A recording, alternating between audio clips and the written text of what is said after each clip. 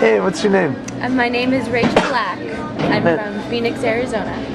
And what are you doing here at this coffee shop this afternoon? I am documenting the March to Sacramento, and right now we are just downloading footage that we got from that we were filming today.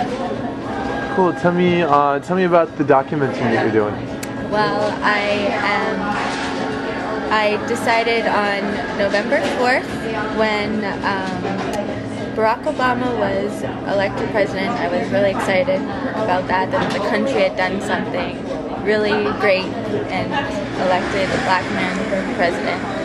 And then all of a sudden, California, Arizona, Arkansas, and Florida all did something that just broke my heart and took rights away from people.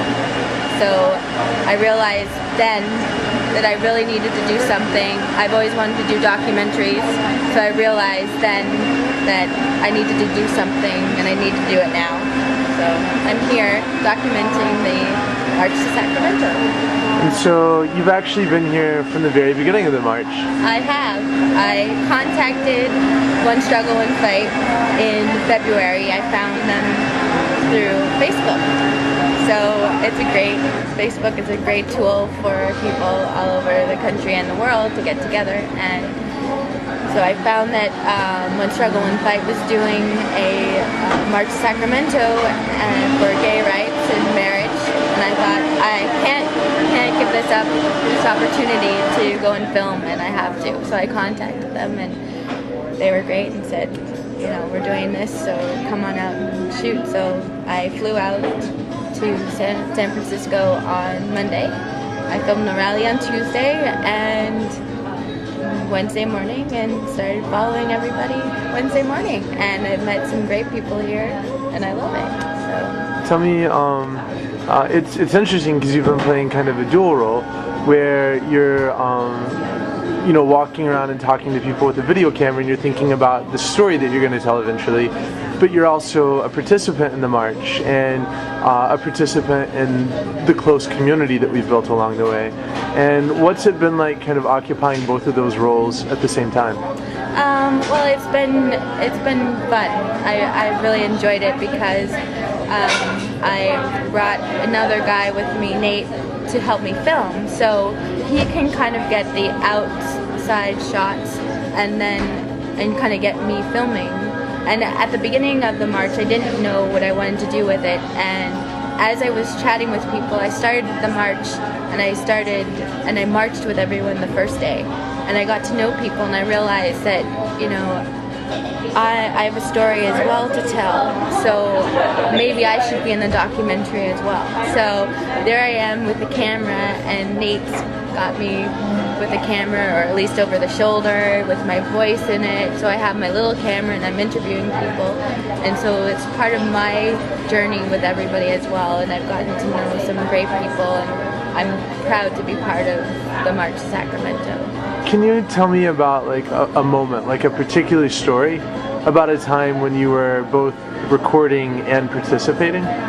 Well, actually, I think the best part, not the best part because it's been all great, but I think the thing that sticks out most was at the church in Antioch, when we were all sitting in a circle and telling the stories, and everybody, it was just kind of a deep connection that everyone had, and the stories everyone was telling were kind of just got you in your heart. Like, I was filming and I was teary-eyed as the stories of the struggles that everybody had, and there were different people, not only gay and lesbian, but straight people also have the struggles and stuff. So it was stories of everybody and the connection between everybody. So it was great, and I hope, you know, that my telling the story of this march will help people across the country realize that people are going to stand up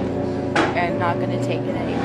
And I don't know if being like a straight woman telling it will be any better or not, but I hope that, you know, I can tell it from both sides and stuff, and I've witnessed what's going on, and it's been great. So Can you tell me, so a straight woman who is a storyteller, and why this issue, why this march? Like, what about this work makes you want to tell these stories?